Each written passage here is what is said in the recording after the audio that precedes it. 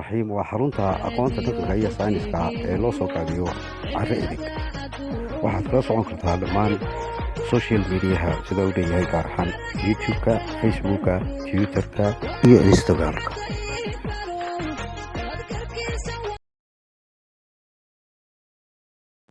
su-aashu waxay tahay in biyo intee leeg ayaa dhulka ku jira. marka waxaynu ognahay in dhulka si gaar ah ilaahay uga sameeyey bini-aadanka iyo dhammaan makhluuqaadka ku dal nool oo dhan. waxa nool oo dhan ayaa ka samaysan.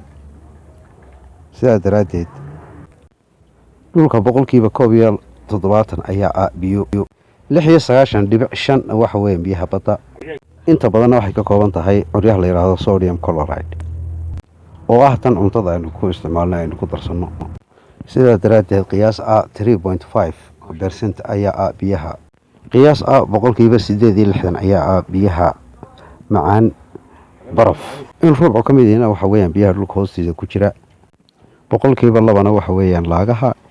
halka ugu dambeystii 0.75na laga helo biyaha fiberka aynu idhaahno ee daruuraha ay ka samaysmaan. waxayna si toosa ugu jiraan hawada layerka ugu sareeya ee la yidhaahdo stratosphere-ka oo kan daruuraha oo ka samaysmaan.